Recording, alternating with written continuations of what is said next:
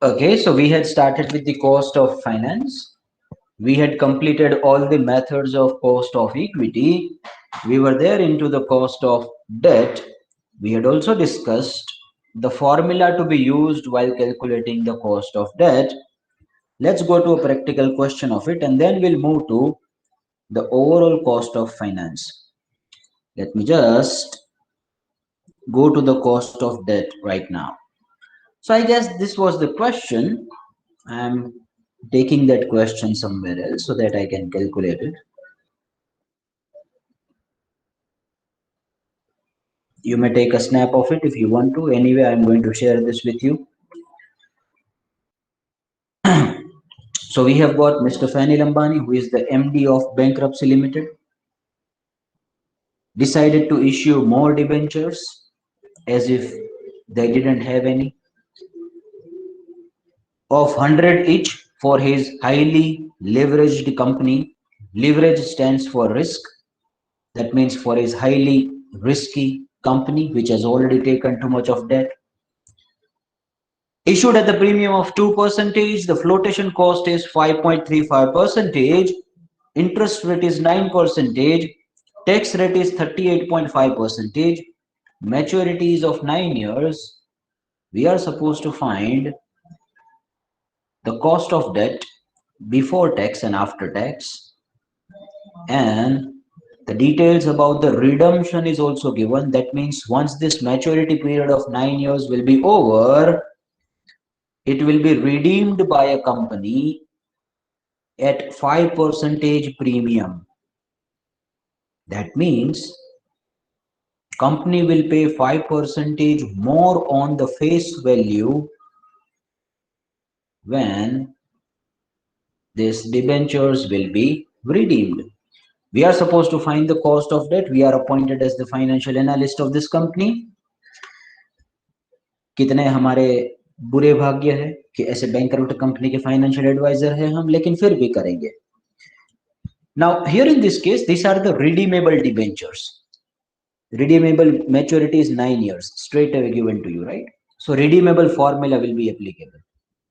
So I guess the formula of KD after tax and before tax, both were looking quite similar, only one minor change was there. So here we have first after tax, and if nothing is given to you, my friend, you will always be finding the after tax, please.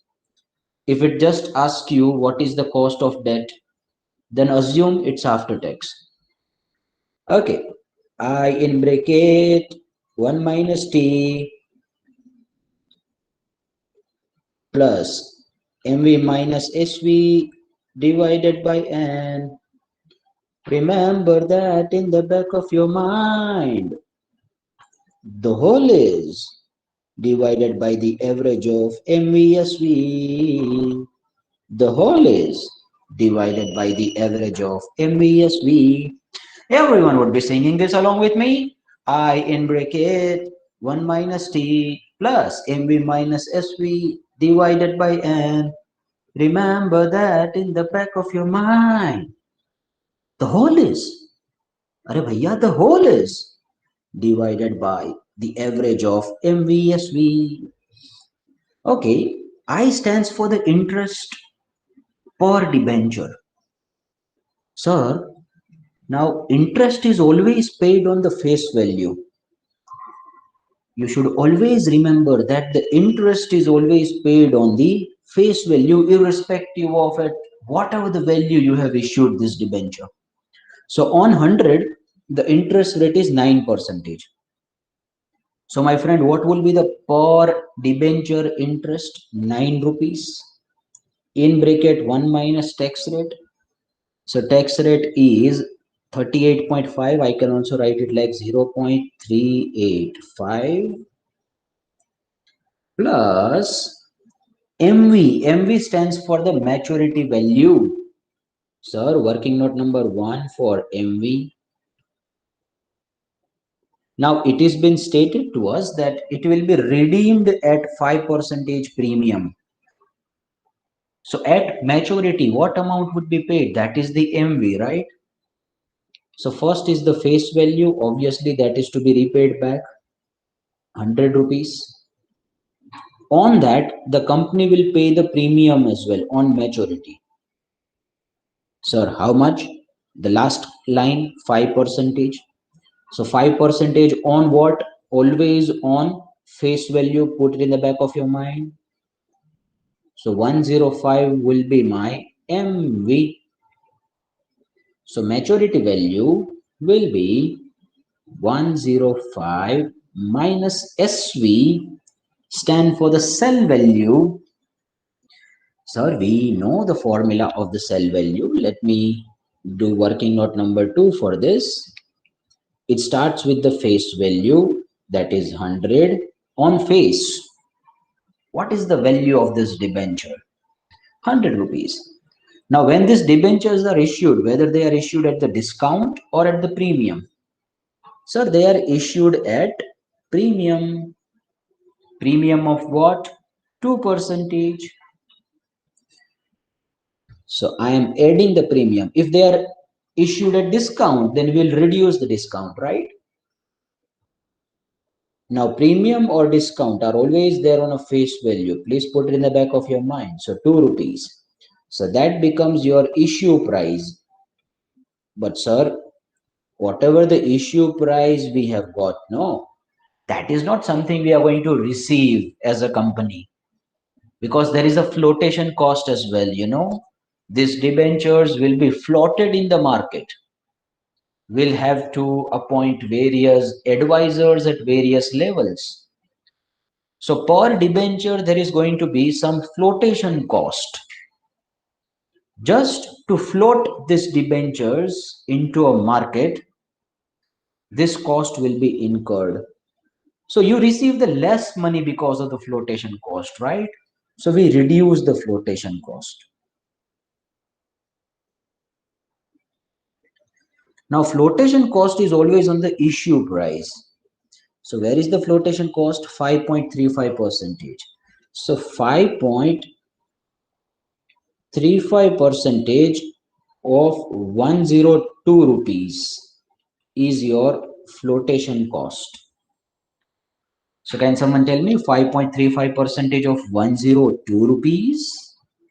Answers through the chat box or by unmuting yourself. Anyone?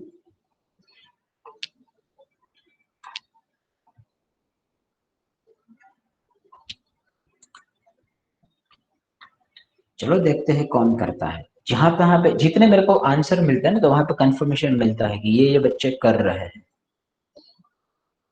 कोई लोग उसमें भी शाणपत्ती use करेंगे, आगे वाले का answer copy करके paste कर देंगे, लेकिन उनको लगता है कि only they are smart, but only they think.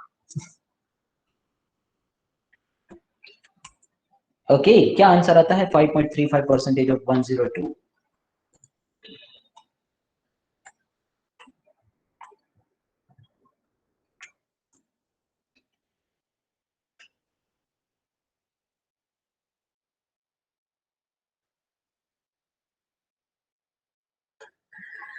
Sir, that comes at 5.457, and we reduce this, we get the cell value.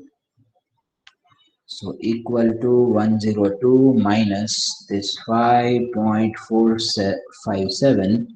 So that comes at 96.543. That's gonna be my cell value. Try to understand everything from with a very good rational and logic here. See, this is the money you receive. Net money you receive 96. 105 will be paid by you once this maturity will be over. So the difference between the two is basically the cost incurred by company additionally, right? Now this cost is spreaded over the lifetime of 9 years. So there has to be a per annum calculation. So we'll divide this cost by 9. So that's why MV minus SV divided by N. That's why divided by N. 96.543, and N stands for the number of years in maturity. Sir, how much? 9. And remember that in the back of your mind. The whole is, अरे भैया whole नहीं whole is divided by the average of MVSV.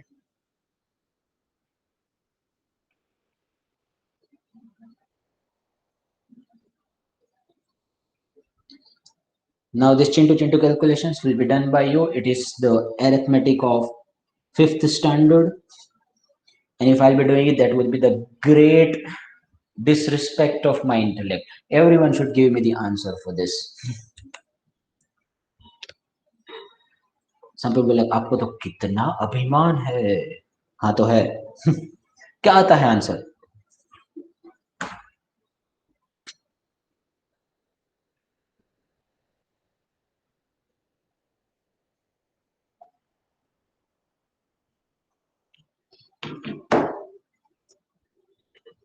Answer बताइए answer. And if you multiply that by 100, you get it in percentage. Right now you will be getting in a decimal, you know. 1 minute uninterrupted given to students.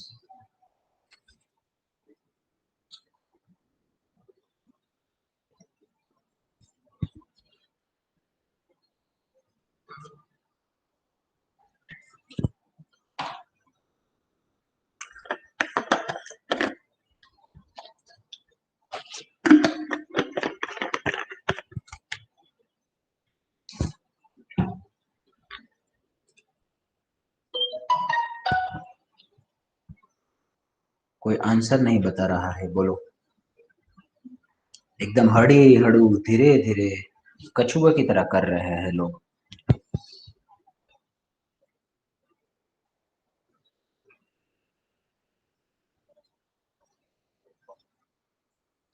May I have answers from the students, please?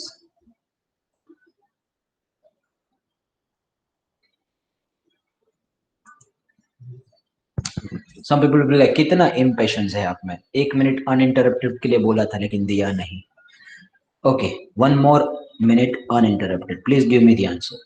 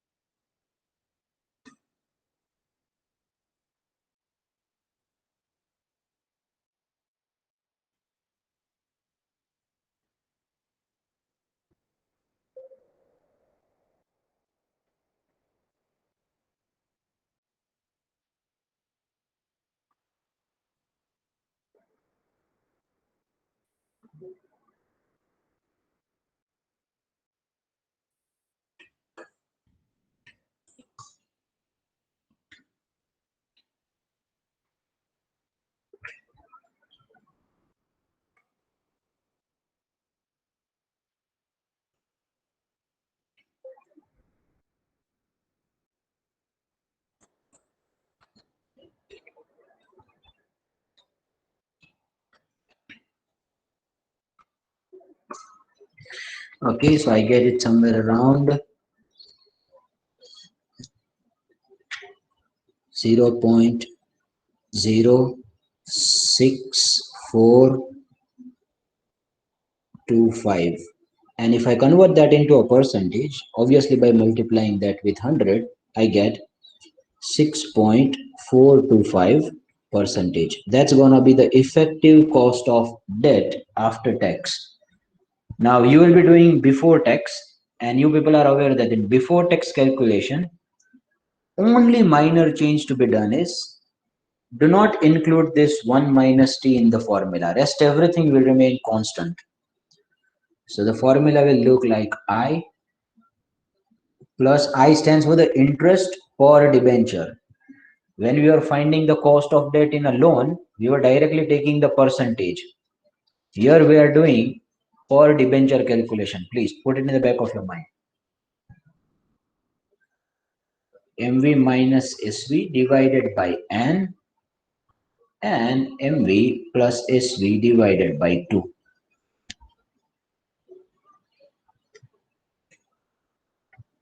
Okay, so that will be done by you guys.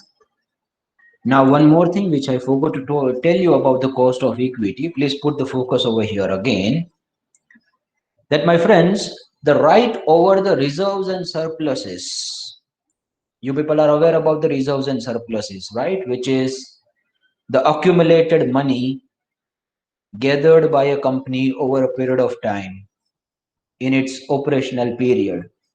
Obviously, because company is making the profits on a year-to-year basis, so some amount of profits will be transferred as reserves and surpluses that will not be distributed as a dividend. So that transferred money gets accumulated, we call it reserves and surpluses. Now that reserves and surpluses will be having the cost of finance same as cost of equity. So all the methods and everything we have done for the cost of equity, that will be entirely in the same manner, will be applicable to the cost of reserves and surpluses. In fact, there is no need to find the cost of reserves and surpluses separately. Cost of equity will be taken straight away, because the ultimate right over the reserves and surpluses is of the equity shareholders. Equity shareholders are considered to be the real owners of the business. So if the business gets liquidated, then the reserves and surpluses, whatever the money which company is left with, will be distributed to ultimately the equity shareholders.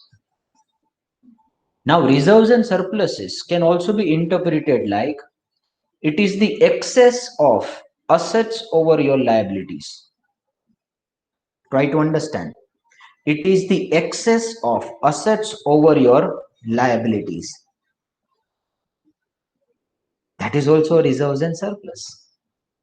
So if the balance sheet looks like this, no, you put the reserves and surplus over here, right? Some amount. Then here it comes the equity, some amount. Here it comes the liability, all the liabilities. I'm writing liabilities there. And here it comes the assets. So if you reduce all the liabilities from the assets, then it becomes equity and reserves and surplus, as simple as that. So I can also call it like it is the excess of assets over my liabilities. That's my reserves and surplus, including the equity capital, obviously. Well, so cost of reserves and surplus will not be doing, because that's same as cost of equity. While doing the overall cost of finance calculations, we'll take that into account.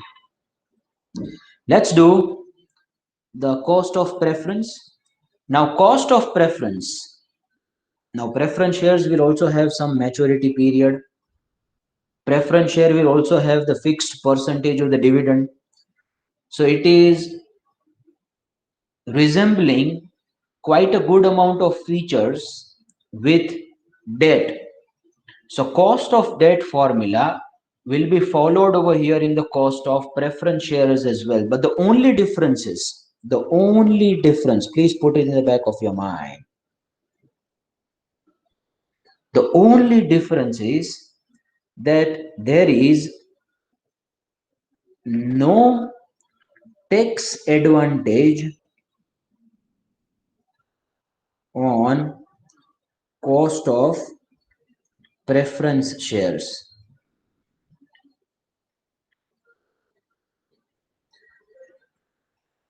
There is a logic behind it, because preference shareholders gets the dividend, and dividend is a non-tax deductible expenditure. It cannot be called as an expense only, basically, if you talk about it. It's a dividend, it's an appropriation of profit. There is no tax advantage involved with the preference share. So before tax and after tax formula of preference share will remain same. In fact, there will be no distinction of before tax and after tax. It will be straight away cost of preference shares. So the formula will look like this. Now D, I am using the word D means dividend per share. Earlier when we were using the KD, it was the interest per debenture, right? I'm using the dividend per share now. Dividend per share plus MV minus SV divided by N. Remember that in the back of your mind. The whole is divided by the average of MVSV. The whole is divided by the average of MVSV. But here 1 minus tax rate will nowhere come into the picture because we are aware that there is no tax advantage on dividend. So let's go to the question of cost of preference share. You may just copy that question if you want to take it. You may take a snap of it so that you won't have to refer it again and again. May I have a confirmation that you are absolutely clear till now? ऐसे नींद में से जगाने पड़ते हैं लोगों को, ए उठो, उप्स उप्स उठो.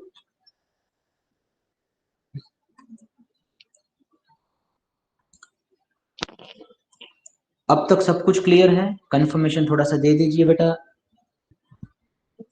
Okay good, thank you so much.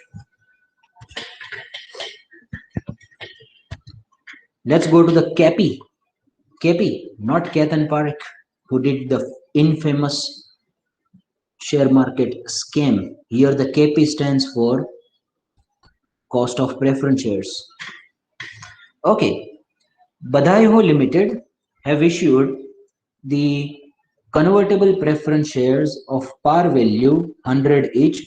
Par value or face value both are same, for financing requirement of their newly born project.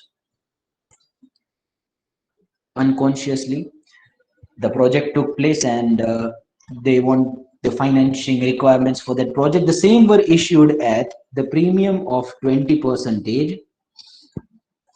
The fixed dividend was decided at 12% on the par value.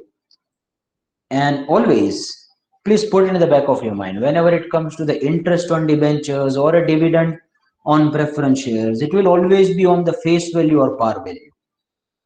The flotation cost is 5%. It will be redeemed at 30% premium after 18 years. Find the cost of preference shares after tax and before tax. So both will be same. ये question frame करने वाले को लगता है कि हमारे पास बुद्धि नहीं है, लेकिन हमारे पास तो बहुत बुद्धि है, बहुत है. उनको उधर के उधर ही बता देंगे कि after tax and before tax both are same. Okay, let's put everything there in a formula. Dividend per share. So fixed dividend is 12%, 12% on the par value of 100. So that will be 12 rupees per share dividend plus MV minus SV. So working note 1 for MV. तो पहले तो आएगी par value or I may take the face value. Par value is 100. Now at the time of maturity, they will be redeemed back at 30% premium. So I'm adding 30% premium. That is on the par value 30 OP. So we get 10130. So MV is there. It's time now to go to SV. Working note number 2 for SV. Par we have got 100. Now when they are issued, at that time, were they issued at discount or at the premium? Sir, कैसे मालूम पड़ेगा? आपको question दिखाना पड़ेगा. Okay, let's go to the question. The same were issued at a premium of 20%. So they are issued at the premium as well. So I'm writing at 20% premium. So 20% on what? On 100. So 20 rupees. So you get 120 as your IP, not the internet protocol, it's issue price. Some people like internet protocol. It's issue price. Then you reuse the flotation cost as well, right? Flotation cost minus flotation cost. Flotation cost of 5% on the issue price. On the issue price. Flotation cost is always on the issue price. Please put it in the back of your mind. So 5% of 120. So I guess 6 rupees. And if you reduce that, you get 114 as the sell value. Okay, so let's just go to the MV. MV is 130 minus sell value we have got is 114 divided by the number of years. Number of years are how many? 18. Let's divide it by 18.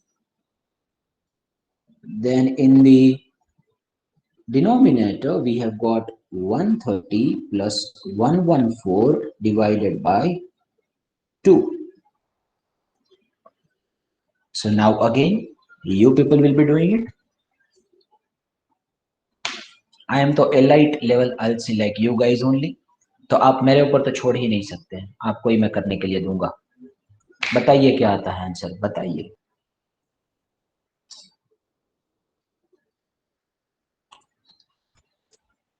चलो देखते हैं कौन है हमारे class की मणिकर्णिका, कौन है हमारे क्लास का बाजीराव सिंघम, कौन सबसे पहले आंसर बताता है.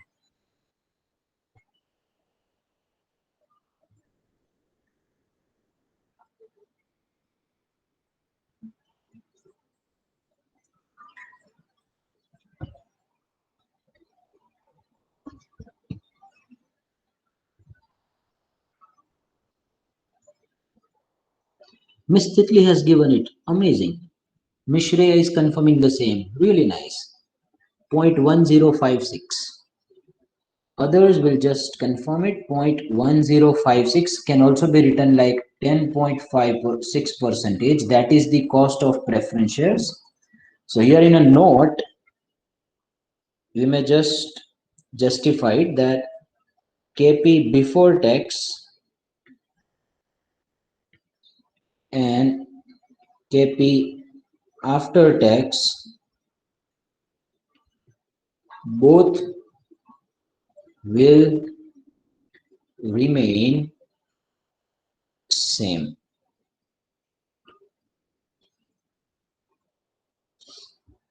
Why? Because there is no taxation benefit given to the cost of preference shares. Okay, so same formulas and everything will be followed in the cost of preference as well. May I have a confirmation that everyone is there with me till now? किसी को कुछ भी doubt अभी तक? Good, Mr. Gaurav had got it as well. Nice to see that. किसी को कुछ भी doubt है?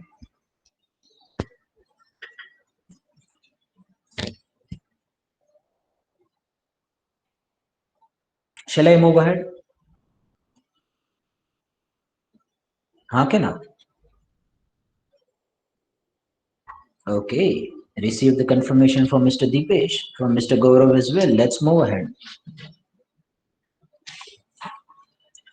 Okay, so I'm just going to the WACC, which is the overall cost of finance. Can also be called as the weighted average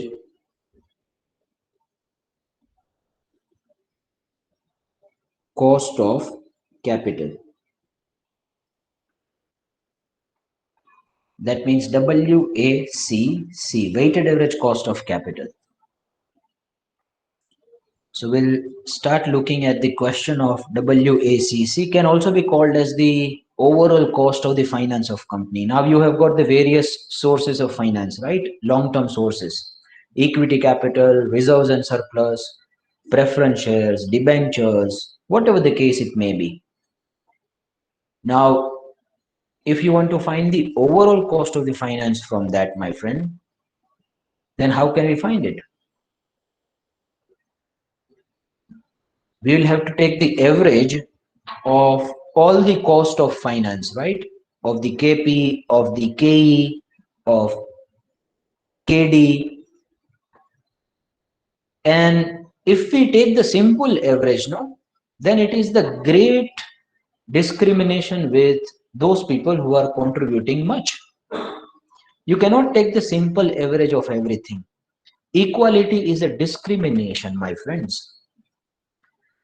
So yeah, yes, you people have heard it right. Some people will be like, sir, how you are conflicting these two words? Equality is a discrimination. Yes, equality is a discrimination. You cannot give equal to everyone. That is the great discrimination with the efforts which the people have put in the different proportions. You cannot give 5 rotis to 2-year-old, to 10-year-old, and to 20-year-old person.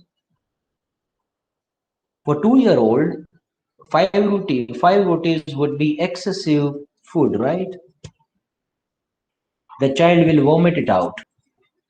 For 10-year-old, it might be inappropriate, but for 20-year-old, it might not be sufficient as per his physique and requirement. So there has to be the proper allocation based on how much they are contributing, how much they require, how much they need. So friends, we give the weight to specific variables based on some criteria, that those criteria we'll see later on. And once we take the weight, that is basically the importance that we are assigning to each and every variable of overall cost of finance. So how much importance I'm assigning to equity, how much importance I'm assigning to preference shares, and how much importance I'm assigning to debentures. That is stated by weight.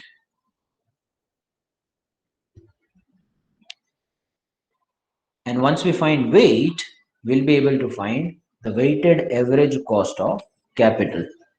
So let's start reading the question. You may take a snap of it if you want to. We'll first try to understand the question well, and then we'll start solving it.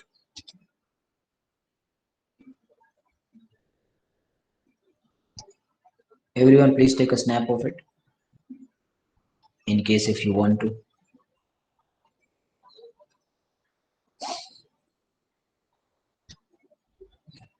Okay, let's move ahead now. Mr. Kalin is the MD of Mirzapur Limited, and you are appointed as the financial analyst of company. Oh my God, kahan fas gaye? Razia fasi gundo mein. From the following information furnished, you are required to calculate weighted average cost of capital. Equity share capital 20 lakhs given to us, 2 lakhs equity shares are issued and each are having the face value of 10. So in the balance sheet, 20 lakhs rupees would have been recorded. Reserves and surpluses are 20 lakhs. 12% preference shares are 10 lakhs. This is the total money capital. 9% debentures are holding the value of 30 lakhs rupees. And 80 lakhs rupees is basically the total capital we have gathered from the various sources. The market price of the equity share is 30 rupees per share. It is expected that the company will pay next year a dividend of 3 per share, which will grow at 7% forever. Assume 40% income tax rate. You are required to compute weighted average cost of capital using the market value weight, and I'm adding one more word over there, and book value weight. So both this variety will be covering up over here. Compare the weighted average cost of capital of the company with the industry weighted average. तो industry का पूरा weighted average कितना आ रहा है, industry का overall cost of finance कितना आ रहा है, will be comparing the industries overall cost of finance with the company's cost of finance. Now, how it may be useful to us, we'll be able to see that how costly our funds are, whether we have the good deal with the sources of finance, I mean, we have negotiated it better, or in comparison with the industry standards, if it is too high, then it may be a matter of concern for us. We may just reduce, or we may just sacrifice some of the expectations of some other people. So it's just about comparing our company's overall cost of finance with the average of industry, that how other players in the industry are having their weighted average cost of capital.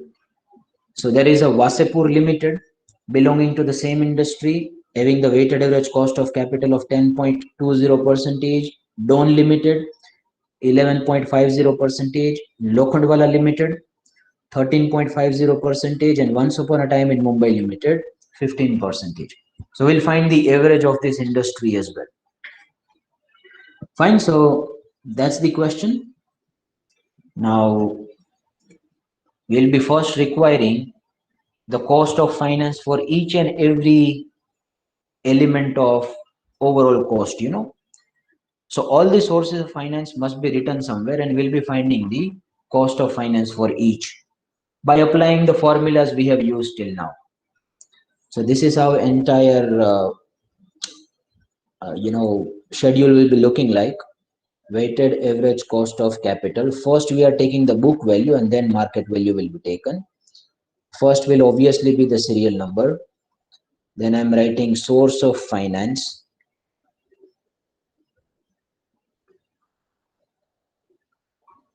Then I'm writing its book value. I want to find weighted average cost of capital by taking base as the book value.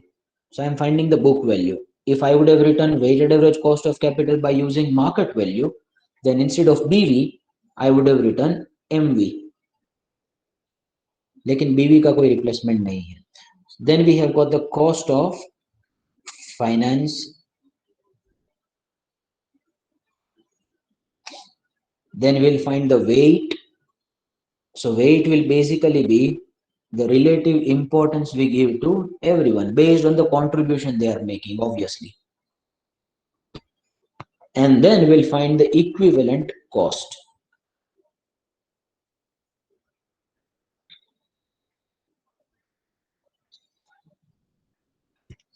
Now equivalent cost will be the multiplication of cost of finance and weight. So you may just write it. I'm just denoting the cost of finance by A, weight by B. So equivalent cost will be C equal to A multiplied by B. So it is the multiplication of cost of finance and its relative weight. So I'm just writing straight away all the sources of finance. How many are given to me? Long-term sources, 4. Okay, let's just write the name of it. First is equity capital. Then we have got reserves and surpluses. Then there will be preference capital. Then there will be debentures.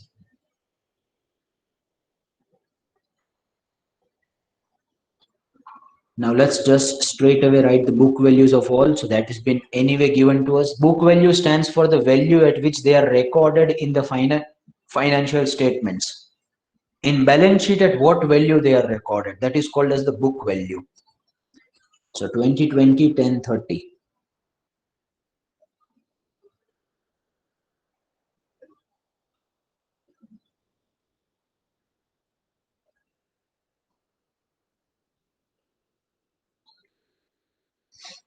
Now cost of finance will be finding one by one by using their appropriate formulas, obviously.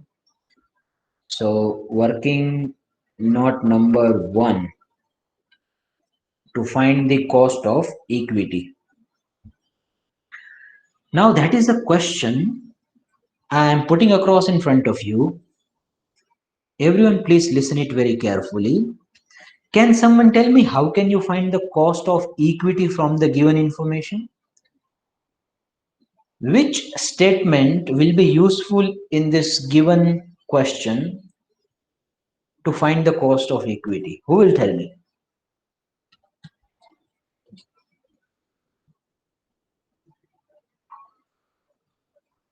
Read the question properly. Try to see some information is given to you to find the cost of equity. By using which model you can find the cost of equity? Can someone tell me please? Anyone?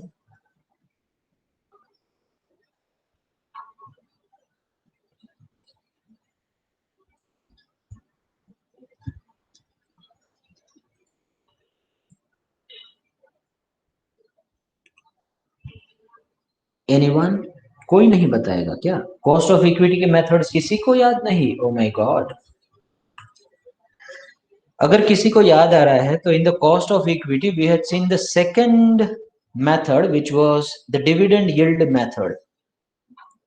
So as per the dividend yield method, the formula was d1 divided by p0 plus g, that is the growth rate.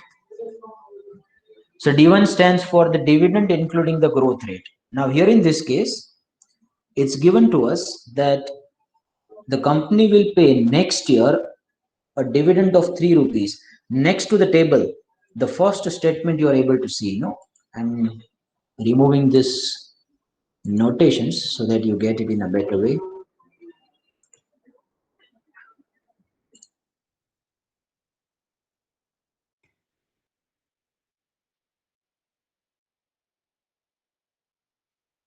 Okay, please read this line. The market price of equity is 30.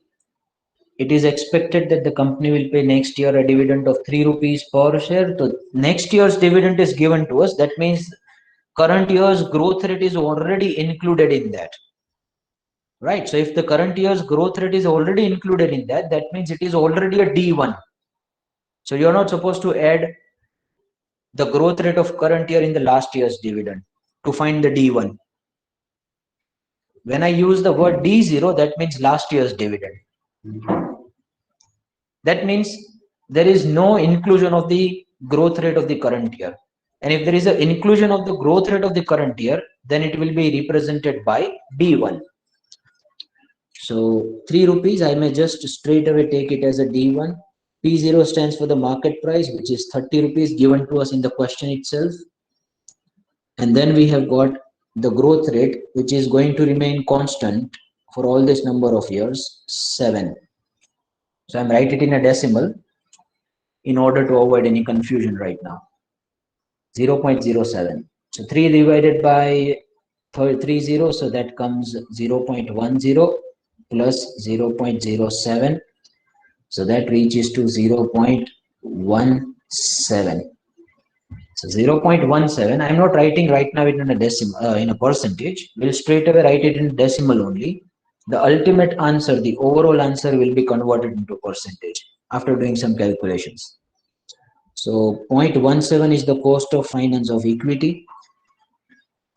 You people are aware that reserves and surpluses, we are not required to do it again. Straight away, ऊपर से सीधा copy मार के paste करने का.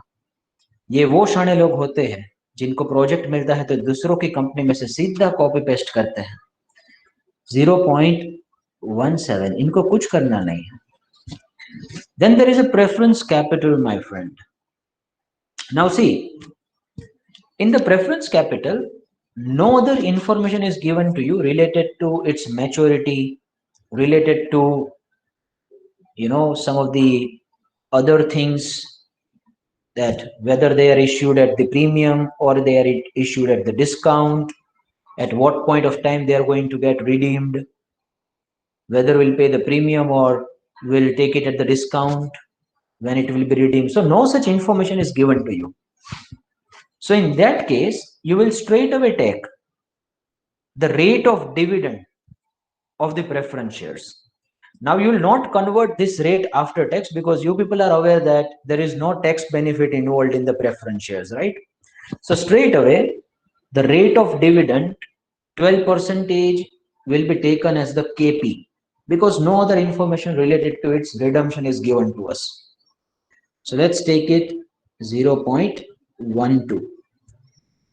Then it comes debentures, and even though it is not stated given to you, you will always take the cost of debentures after tax. Here in this case as well, no other information related to its redemption given to you, flotation cost, maturity period, no such information is given. So we'll straight away take the rate of interest on debentures, which is 9%. I'm just writing the working note number 2, KD after tax. So that's basically interest rate multiplied by 1 minus tax rate. So sir, what is the interest rate we have got on the KD? That's 9%. So I'm writing 0.09 multiplied by 1 minus tax rate. What is the tax rate given to us? Here it is given 40%. So I'm writing 0.40. So equal to 0.09 multiplied by 0.60. So may I have the answers, please? Now chopan. So we'll have 0.054. Some people will be like, what is now chopan? Beta, we are Gujarati medium students, so we do like this only. So we get KD after tax of 5.4%. I'll just be writing there in a decimal only, 0.054.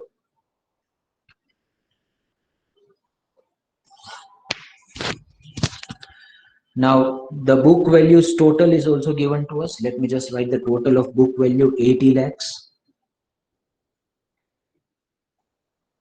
So weight will basically be that how much this source of finance is contributing to the overall weight, right? So out of 80, how much is the contribution of equity? 20.